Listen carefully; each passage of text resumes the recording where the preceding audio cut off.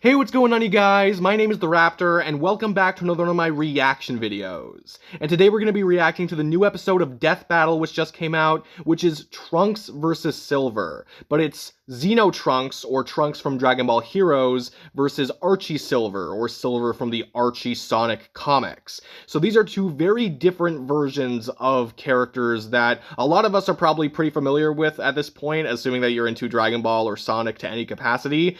So yeah, these are very different, more powerful versions that's meant to make this fight a little more fair. Death Battle even confirmed on their cast, I believe, that they didn't do regular Trunks versus regular Silver because, you know, it was just a huge landslide in Trunks' favor, at least according to them, you know? So they wanted to do something that was at least a bit more fair and more interesting, which I honestly do appreciate, because yeah, according to their own, you know, tendencies and rules, if for lack of a better word, it was obvious who was going to win between regular Trunks and regular Silver if they did that fight, but they're doing something a little different, and it's really hard to predict, you know, what they're going to do with these characters, because we haven't really seen much of Archie Sonic at all, except for Archie Sonic himself in Wally West versus Archie Sonic, and we haven't seen Dragon Ball Heroes at all on the show before, so this is going to be really interesting. At least I think it is. I hope it is.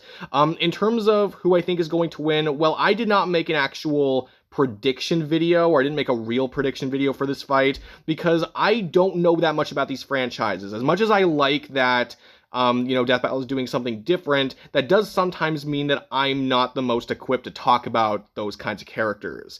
I don't really know Dragon Ball Heroes at all. I don't know much about Archie Sonic either. I'd say I'm probably rooting for Silver because I just like regular Sonic more than regular Dragon Ball, just generally speaking. But I don't really know what Archie Silver is all about. I don't know how he differs from his game counterpart, and the same goes with Trunks for his, you know, regular counterpart, I guess, for lack of a better word. So yeah, you know, I don't know who's going to win. I know I've heard a lot of people say Trunks, like that seems to be the general consensus that I've picked up on, but I don't know much about these characters at all, so I really can't make that judgment right now. Again, probably rooting for Silver, but I don't have a huge preference in this case, because again, it's a very special case. But I'm here to just sit back, relax, enjoy the ride, and, you know, maybe I'll learn something from this. I'm sure I will. You know, I do really miss the days where, like, I wasn't predicting every death battle, so I could kind of go into some death battles thinking like, hey, you know, I don't know much about these characters, let's learn something. Obviously that doesn't happen as much anymore, but this is like the one instance in a while where, you know, it can happen, so I appreciate it. But yeah, without further ado, let's get started. By Bespoke Post. Alright, good for Bespoke Post, and you. So yeah, I guess this death battle kind of snuck up on me, but I'm still excited for it. Silver the Hedgehog, secret freedom fighter from Archie Sonic. While these two temporal warriors may be well known, today we're looking at their counterparts from alternate universes. Yep. He's Wiz and I'm It is a little weird these are the first times we're seeing these characters, but I'll roll with it. Would win a death battle. Excited for the animation. I think it's going to be really fun. Knows Trunks is the coolest Dragon Ball character. Don't lie, when he showed up to prove Goku Not my favorite personally, but he is really cool. The Shenron in your pants. After witnessing his entire world slaughtered by a deadly android duo, and using his mother's time machine to hop to the past to make things right, Trunks made his triumphant return to his own time period. But for this version of Trunks, that's where things start to get a bit different. Oh yeah, yeah, like right away. By this JoJo posing fairy chick, the Supreme Kai of Time, Cronoa. She watches over all of time in the Dragon Ball universe, and was forced to arrest Trunks for his alterations to multiple timelines. Welcome to the world of Disney's Loki. Oh, sorry, Dragon Ball Heroes. An alternate universe. No, Xenoverse, where every Dragon Ball story has its own canon timeline. Kinda like if some nerd's weird DBZ fanfiction became totally official. And it rocks. Unlike okay, at least it rocks. This Trunks was made to atone for his crimes Trunks briefs by joining Cronoa's secret enforcers, the Time Patrol. I'll give you one try to guess what the Time Patrol does. But hey, no idea. Even if it wasn't on his to-do list for the week, Trunks is the perfect guy to protect the whole multiverse. He has the usual collection of the Saiyan's key powers, but also a magic sword straight from the hero of time. No, not him. Not him. That guy, yeah.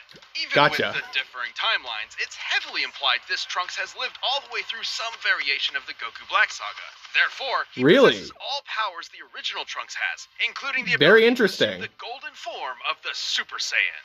Oh yeah, definitely. From other life forms to make this ultra and Super Saiyan Rage and Super Saiyan God. He has also performed a divine ritual to unlock godly ki within himself, taking on the incredible red visage of a Super Saiyan God.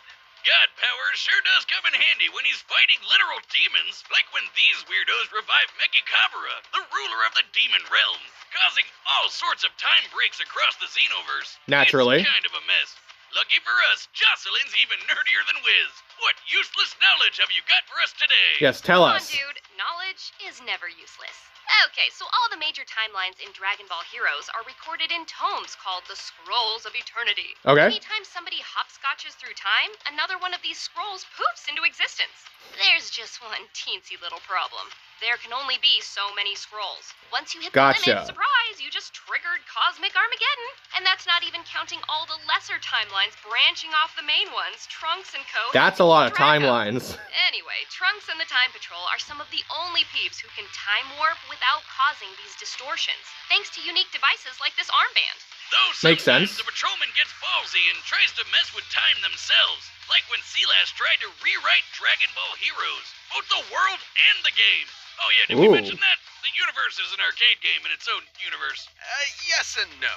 In the far-off future of the Xenoverse, the Dragon Ball Heroes arcade game essentially serves as another method of time travel, allowing future warriors to visit iconic moments in the past. So much for preventing the Ragnarok of the multiverse or whatever. That's where those lesser time branches come in. They don't count. Just because. These machines also send an avatar of the... Not gonna lie, I'm getting a little confused, but it's okay. ...of collectible cards that can summon facsimiles of well-known characters. That's right. Super Saiyan 4 Goku is a rare reverse holo now. Trunks himself is an avid fan, along with his disciples Beat and Note. Fun fact, Beat is a descendant of GT Goku. Trunks even funded a dual-disc-style hero switch, so he can use his cards on the go. And you thought Trunks was cool before he went full Seto Kaiba. Hell, he somehow made the Great Saiyaman look badass. That's how you put polish on disappointment. And I thought that was pretty damn impossible. Also, the key sword can nullify opponents' power and seal them away. That's something I read. Always enough. Even Super Saiyan 4 Vegito had trouble fighting the Demon King, who created a black hole to consume every timeline in the multiverse. Until Trunks broke the ultimate Deus Ex Machina, the Key Sword. No, not that one. Not the Keyblade. Yeah. This epic blade isn't just a sword. It can completely shut down an opponent's powers. And thanks to being powered by Pinky over there, it can summon the power of the Eternal Time Labyrinth. So they were just gonna go over what I read anyway. Really fun to say. Fair enough. Even more fun, it traps targets in the crack of time, a bubble of reality outside all timelines with windows into others. And the Key Sword was powerful enough to finish off Mechikabura in a single strike. Obviously, this puts Xeno Trunks in the upper echelons of Dragon Ball power levels, even eclipsing the main timeline's Goku, who could destroy the universe up to 13 times over when he first channeled Super Saiyan God. The same Goku who could push through Hit's time skips and could fly from Grand Kai's planet to Hell in less than a minute. Considering the distance between these two realms as displayed in this canon visual model, that would require speeds over 29 quintillion times faster than light. And that was even before pretty similar to the numbers we've seen before, getting training from Whiskey. Whis and many of Trunks' patrol buddies are just as impressive. Like you! Well, the you who battled Demigra in the Xenoverse game when he had control over all time and space, or the you who fought the demon Shamel who threatened the whole multiverse. You are technically a canon character in Dragon Ball. Congrats! Awesome! Yes. I didn't do anything. Throw that Kamehameha for real. Oh, come on, you know you want to. So I absolutely want to. Better watch out, because Trunks and his time cops will always be there to stop them and protect time itself. So it just looks like a lot of multiversal power and stuff. 3437P. Let's see how Silver stacks up. The world of Mobius has entered an era of darkness. This savage future has been ravaged by unending fires, giant monsters, ecological disasters, and general dystopia of all kinds. Right. But which just sucks. This harsh and bleak reality is a lone hero. A young hedgehog with silver quills named... Silver. Yep. So, yeah, comic book Silver doesn't sound too different from the one in the video games, right? Well, not yet. Don't count on it. This is the Here we same go. comic where all the tails in the multiverse fused together into this monstrosity. Yeah. Strap in for a wild ride. I do know about that. That is crazy. Taken in by the last elders of his damaged world. And still 200 years in the future. Nice. Chaos, Mammoth Mogul. Silver's goal was to become a Knight of Cronus, a time-traveling warrior who could save the future by changing the past. Silver's base abilities include super strength and super speed, Yep. though not quite at the same level as those of Knuckles or Sonic, respectively. Well, Fair enough. Okay, 'cause he's got his He's own not exactly special on weapon, par, yeah. Mind bullets. And more.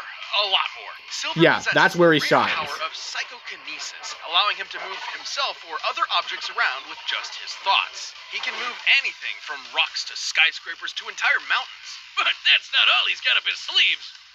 Gloves. He always keeps a warp ring on hand. A size-shifting power ring that can teleport him anywhere he likes, even other dimensions. And he can access the insight, resistances to corruption, and power boosts many other Mobians can attain with usual power rings. With all this, he was a shoo-in for school with the Woolly Mammoth Mage. Thanks to Mogul, Silver got to learn about 2 other magic abilities he'd soon master. First up, Chaos Control! The magic Mogul pioneered himself centuries ago. Usually when we hear Chaos Control in Death Battle, though, it's a bad sign for the person using it. Then Mogul It's not Saiyans, yeah. Magic, Cronus Control. With this, Silver can move through time with very little effort, made even easier thanks to his Time Stone, a gem that governs time itself. After doing tons of research, That's impressive. Rose, Sylvie, and Mogul discovered that their shitty lives could all be blamed on just one person. Apparently, one of Sonic's own freedom fighters turned traitor and ruined everything. Really? What a twist! So Silver set off with a full arsenal to baby Thanos that bastard. Only one problem. The Archie Sonic multiverse is complicated. Hell, complicated barely even cuts it. Jocelyn, how about you take this one? Okay. You're pulling a lot of weight here, Jocelyn. We appreciate it. Like DC Comics, with multiple extra-dimensional layers like the Chaos Force. There are infinite universes with infinite timelines and infinite characters. Oh, as if Sonic needed more of those. Including the likes of Mega Man, Sabrina the Teenage Witch, and Spawn. Wait, what? And Spawn, okay. Warp rings and Cronus control, no timeline or dimension is out of Silver's reach. Though, like bad sushi mixed with vodka, time hopping this way had some weird side effects. Like decoupling Silver from time. So if he causes a real bad butterfly effect, he doesn't get erased like poor Marty McFly. He just has a lot of catching up to do. Gotcha. I'm sorry, can you go back to the part about Sonic the Hedgehog meeting Mother Spawn? Needless to if it say, happens, it happens. Had a hard time figuring out exactly what he needed to do. I mean, even if it was more straightforward, he's not exactly the sharpest quill on the hog. Good thing. Despite his brain power in combat, like psychokinesis. Of epic baddies across time and space, like Darth, Knuckles, Enerjack, yeah. Who stole the souls of every Mobian in the world. This guy threw a whole continent at our weed-haired hedgehog. Despite fighting a literal dark god with far more power, Silver won the day by turning evil Knux's own attacks right back at him. Oh, damn. Surprising. Silver's psychic powers on their own are strong enough to teleport instantly, disrupt any technology, close tears in reality, and stop time from being pulled out of him. Also, according to the Archie Sonic Comic Encyclopedia, Silver still experienced some version of the events of the Sonic 06 video game. You know, everyone's favorite. Yeah, absolutely. Solaris, who could eat time, where Silver achieved the invulnerable form of Super Silver. He gets a major boost to match the speed and power of Super Sonic. As Sonic Man, without this supersonic energy, Sonic was already fast enough to outspeed stopped time. Somehow. Let me say that again. Time was frozen, and Sonic could still move. What the hell? Naturally, just like how they went over in Flash vs. Sonic. Be faster than this, but as calculating speed requires a factor of time, and this feat removes time from the equation entirely, this means Super Silver's speed is incalculable. His speed is faster than time itself permits speed to be. Yeah. That's stupid. That's Archie Sonic. Hardly Silverform's most impressive feat, though. There have been a few occasions where the Archie Sonic multiverse has been completely demolished and restored, and each one used the same chaos power Super Silver possesses. The most notable, of course, was when Super Sonic teamed up with Super Mega Man to counter the Super Mega Man, okay. Which completely rewrote all of time and space. Luckily, despite being right at ground zero, the super forms were immune to the Super Genesis Wave's reality warping power, giving Sonic and Mega Man the time they needed to save the entire multiverse. Oh no, what about... Yes, even Spawn. Oh, Even thanks, Spawn. But even in this brave new world, Silver was nothing short of a hero. As long Good as for this him. dorky hedgehog is around to keep up the good fight, even the darkest timeline will have a silver lining. Nice pun, Boomstick. This episode is Alright, sponsored so by let's get through this ad. Death Battle for 20... It's Time for a death battle! And... Time! Yep, let's pause it right there. Okay, so, yeah. On the one hand, I'm happy I didn't do a prediction video for this fight because it seemed like it would have taken a lot out of me. On the other hand, though, this was a lot of information, a lot of new information for me, and I absolutely did not get a hold of all of it. One thing that was interesting to me was Trunks' key sword that could apparently seal opponents away and just nullify their powers. Now, I'm assuming there are some characters in Dragon Ball Heroes that can resist that at least to some degree, or else it would be unbeatable. Unless, like, the point is that it is unbeatable? I don't know. But I don't. The point is, though, I don't know if Silver would be able to resist something like that. Even if he could, like, replenish his power in some way, would Trunks still not be able to just keep draining his power? I don't know, you know? But sealing him away, I don't know if you know, because of his, of Silver's, you know, interdimensional portals he can make, like with the ring. I don't know if sealing him away would work, if they're sealing him to like another dimension, or to be sealing him to a place that he can't actually get out of.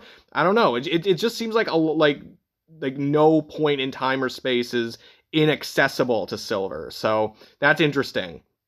It really feels like these characters are just able to scale to other characters that can, you know, move, or not move. I'll talk about speed in a second, but like they can scale to characters that can destroy, you know, like everything, like the multiverse, you know. But I don't know if they're going to go into more about like how big specifically these multiverses are, because they didn't do that a lot at the beginning or in these analyses, unless I really just blipped over it. But they were not making it clear which multiverse was bigger, which, you know, fair enough. Like, you don't want to give it away or anything. But it is a little hard to say. So, I don't know. The thing that I think Silver really has in his favor is the fact that he can, like, you know, redirect attacks for characters that are more powerful than him, like Enerjack, although maybe not someone as powerful as the Dragon Ball Heroes characters. Again, I don't know. But he can, you know, turn those attacks back to sender, and he can also move, you know, at incalculable speeds, which is not something that they said for Trunks. At least not that I could think of. You know, they talked about how, you know, Goku was able to move like quintillions or hundreds of quintillions or something faster than the speed of light, which is amazing, but it's not incalculable.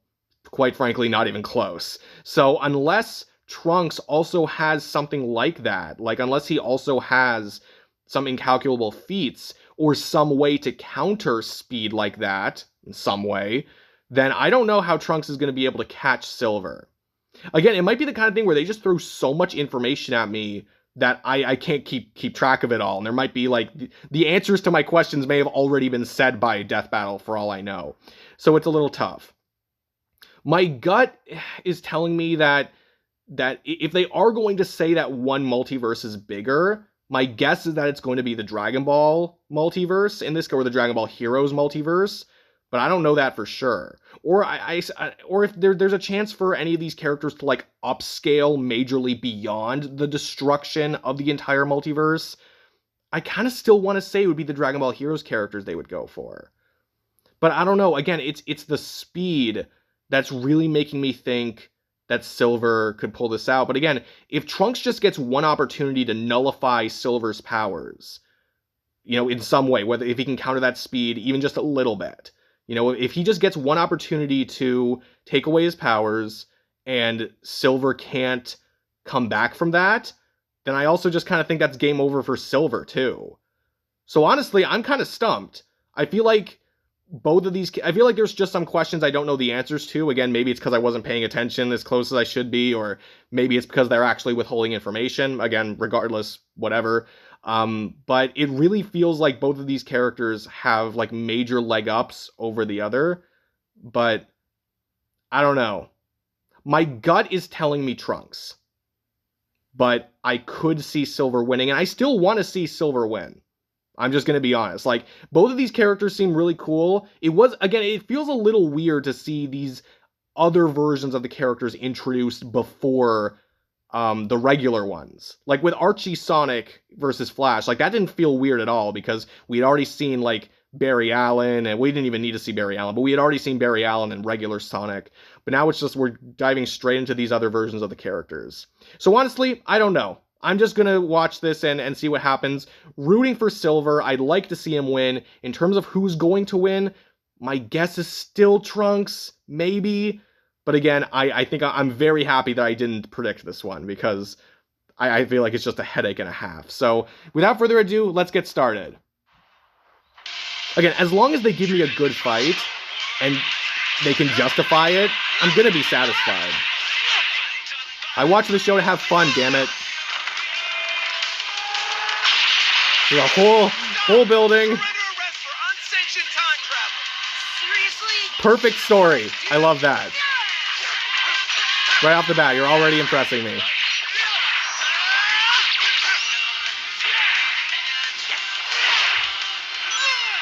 Oh, is that the warp ring? Yeah, it is. Okay.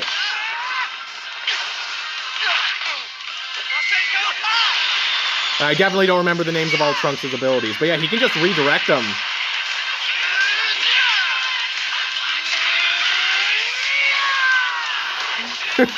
I love their grunts. Power-ups already. I mean, we kind of have a lot to get through. Not gonna lie, though, Super Silver came out quite quick.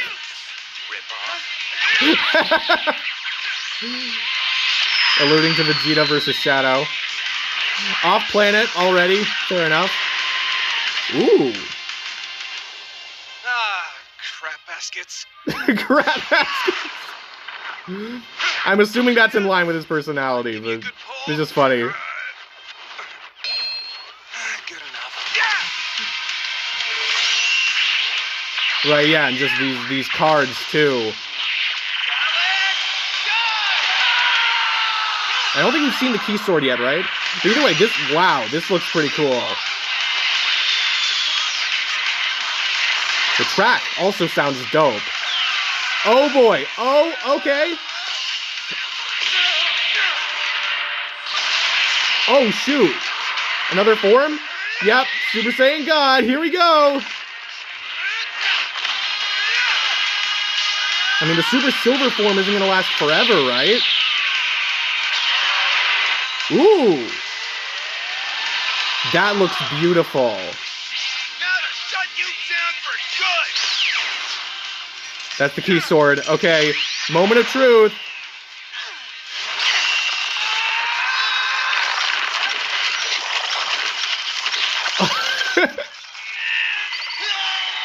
Oh my god, this is so tense.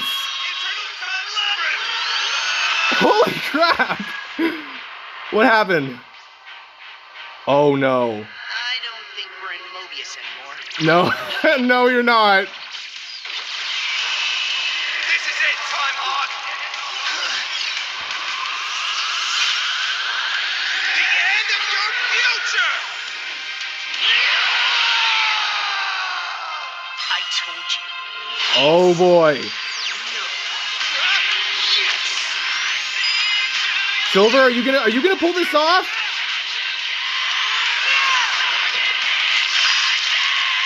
Oh!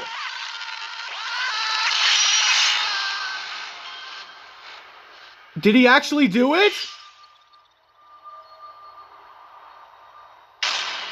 Oh my god! Oh, come on! Trunks is way past cooler than furry diaries. It is hard to imagine Trunks losing to anyone. However, Silver ironically had just about everything he needed to put the Half Saiyan 6 Wow. under. First up, I am time so travel surprised by wasn't much this. of a factor, since they were both pretty well versed in it. Either way, Silver's psychokinesis could disrupt tech like the hero switch and the time travel armband, leaving Trunks without his gadgets and primary method of hopping through time. Let's be fair enough. In base form, Silver never stood a chance at matching Trunks with his own power. Right. In his super form, it's questionable whether or not Super Silver had the physical ability to match Super Saiyan Trunks. In short, it's practically impossible to lock down exact numbers and limits for their power levels. So Trunks that's pretty fair, yeah. If he found an opening, but Silver's psychic powers have worked around similar disadvantages before. Interjack was way stronger than him. That's kind of what I was saying. Conquered all of Mobius, but Silver could consistently Uno-reverse card his attacks back at him, and he wasn't even super at that time. Trunks was obviously much faster than Goku's trip to hell. He could easily be sextillions or septillions of times faster than light, maybe even more. However, by the very nature of Dragon Ball powers, his speed must have a limit, even if it is impossible to know an exact measurable, number, at least, yeah. But Archie's super forms have consistently shown incalculable speeds. Sure, Goku broke through Hit's time skip, but that actually has nothing to do with speed. As explained by Whis, the effectiveness of time manipulation in the world of Dragon Ball depends on the difference in power level between the caster and really? the target. Okay. Such as when Kranoa attempted a time stop on Mira and failed, due to Mira's energy being stronger. Xenoverse's Goku very has interesting. how increasing his energy affects space and time around him. In any other matchup, this would be totally buck wild itself. But no, Archie's super forms just have to break time itself. It's also difficult to put an exact number on Trunks' maximum level of power. The strongest beings in his continuity. So here we go. This is the real meat. Which has infinite timelines plus the crack of time outside. In contrast, chaos magic wielded by a super form like Super Sonic can rewrite the infinite timelines in Archie Sonic's multiverse, plus the extra-dimensional realms outside, like the Chaos Force, Mega Man's own infinite universe, and yes, possibly even a multiverse with Spawn. The scope of Dragon Ball's cosmic scale simply does not compare. Plus, unlike Sonic, I'm gonna have to rewatch this a couple times to really get it, but I think I understand what they're saying. If Mega Man could rewrite reality just minutes after learning he could even use the Chaos Emeralds at all, imagine what craziness Silver could pull off. Trunks' best chance was the Key Sword's ability to nullify powers, like it did to Mechikabura. Yeah. However, the Super Genesis Wave explicitly could not rewrite the presence of Super Sonic or Super Mega Man, despite being able to rewrite even the extra-dimensional Chaos Force from whence it came. Shit! It's likely Silver's super form could resist the Key Sword, at least for a time. Ultimately, while there are many versions of this battle where Trunks can win, so this was just super evenly matched in a lot of ways. To make things brief, Silver was just hogging the spotlight. I am so surprised. Is Silver the Hedgehog. But very pleasantly so. Wow. Hey, if you want more Death Battle ASAP, I'm sure there's going to be a ton of backlash about this, but holy crap. Anyway, now we see who's next. Thanks for watching. Who is next? Next time, hold your barnacle. Is this SpongeBob? It's SpongeBob versus Hang on. SpongeBob SquarePants versus Super Friends Aquaman. Okay. Wow. Sorry, I'm thinking back, I wasn't gonna bring this up, but my brother and I actually had a conversation about this. He skipped to the end of this death battle to see who was next because, you know, he doesn't react to them or anything like that, so he didn't really mind. And he told me that the next fight, like I asked him to give me a hint, and he told me that the next fight was that it was gonna have another returning character, but another specific version, like, you know, Archie Silver or Dragon Ball Heroes Trunks. I was not expecting that version to be Super Friends Aquaman, though. That is something. And it's SpongeBob. Man, I thought if they were gonna bring SpongeBob into a fight, it would have been like SpongeBob versus Gumball. That was the one I heard a lot of people saying. But wow, that this is like the last thing I would have expected. At least right now, I am kind of surprised that they're doing another specific version of a character right after doing this fight, where it was just specific versions, you know? So that is really interesting. And Super Friends Aquaman is like the main reason why people say Aquaman sucks, even though Aquaman doesn't suck at all in the comics. It's just, that's what a lot of people base it off of, and it kind of sent him on a downwards trajectory for a while. But seeing SpongeBob in the show at all is going to be a lot of fun. And I guess for Super Friends Aquaman, it's just anything that's in the show is what's available to use in terms of feats. So that'll be very interesting. Okay. I'll talk about this fight later. Talking about, like, this episode, though, Trunks versus Silver. So, again, a lot of information being thrown at me. A lot of stuff about the cosmology of the universes I still feel like I didn't pick up on fully. I'm sure that, again, like, it seemed like they were reiterating a lot of what they said before, so I think a lot of it was just the fact that it was really new to me, so I wasn't able to absorb all the information as best as I could have, maybe if I had some more experience with these characters or these franchises before. But I do have an idea of what they were trying to say. And again, like, once Silver started turning it around at the very end, I was actually thinking, like, is he actually going to do this? And the thing that really just made me think Trunks was going to win was the fact so many people were saying Trunks was going to win from what I could tell. And I don't know, it just seemed to me that, you know, if these Dragon Ball Heroes characters were even anywhere close to, like, what DC Heralds could do, like Wally West or something, then I just thought that again, the Archie characters aren't going to stack up as well, like in that episode. But no, Archie Silver actually managed to pull it off. Which is absolutely insane to me. Again, I'm going to have to rewatch this conclusion again and again. Right now, I don't really have an issue with it. Like, I feel like this is the kind of fight where it really just depends on your interpretation of the universes and the characters. And there are many different kinds of interpretations that you can make a logical argument for. Clearly, Death Battle is in the camp of Silver winning, though. So, you know, I definitely don't have the information to be able to refute that. I'm still very happy that Silver won, even though I don't know Archie Silver as well. But I am going to have to rewatch this episode a few times, I think, to really get the full picture. And again, regardless, the backlash on this is going to be freaking insane. But you know what? I thought this was a pretty fun episode. Again, I can't really say whether or not they did a good job of this because I don't know these franchises that well, but it seemed to me like they did a pretty thorough job of going over the franchises and the characters and outlining the major differences, which I do really appreciate. You know, one of the things that kind of sucks about doing a reaction video is that it's my initial reaction, and I feel like I'll have way more thought out things to say about this after I watch it a few times. But in general, yeah, I think they did a good job of going over the characters, at least for me, at least for someone who's more familiar with the regular versions. And the animation was a lot of fun too. When they started like glitching out of time or whatever, it's like, these are things that, you know, might seem like no-brainers, but like I was not expecting it to happen at all. And when it did happen, I thought it was just really well done.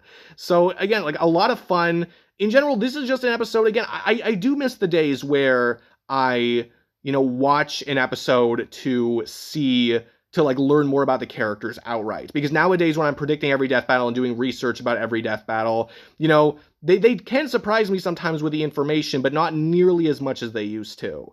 But now, like with this fight, it was a lot of fun. It was a lot of fun to just learn about these characters.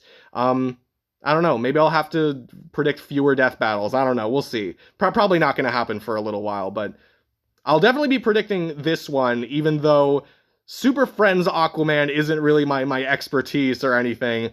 But I'll definitely see what I can do with that. But yeah, in general, I thought the analyses were pretty good. I thought the jokes, I think, were pretty tame this time. I don't really think that's a bad thing or anything like that.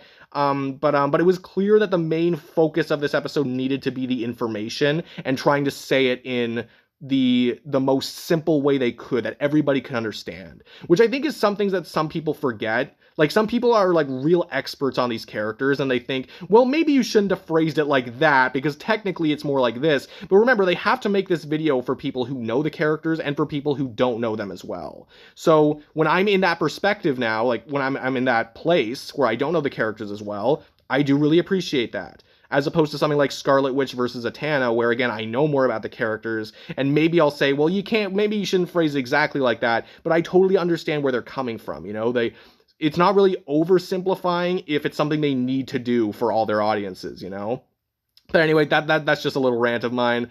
In general, I thought this fight was really good. The animation, I didn't think had any issues. Like, had a good escalation. And I guess, you know, sometimes I do think, you know, oh, the super forms come out a little too early. But I guess, you know, for this kind of fight, it would kind of look silly if, like, regular Silver was just fighting against, like, Trunks powering up over and over again. So I understand why they did it like that. But yeah. Good job, Silver. Really happy to see him win. But yeah, I'll have to rewatch this a few times, definitely, to really get the full picture. But I want to hear what you guys have to say. Did you enjoy it? Did you not enjoy it? Who do you think should have won? Let me know down in the comments below. I'd love to hear what you guys have to say. And if you enjoyed this video, be sure to give it a like. Comment your comments down below. Subscribe if you could too. That would be amazing. But no matter what you guys do, thank you all so much for watching. I really do appreciate it. And yeah, that's it for me. I will see all of you guys in the next video. Peace out.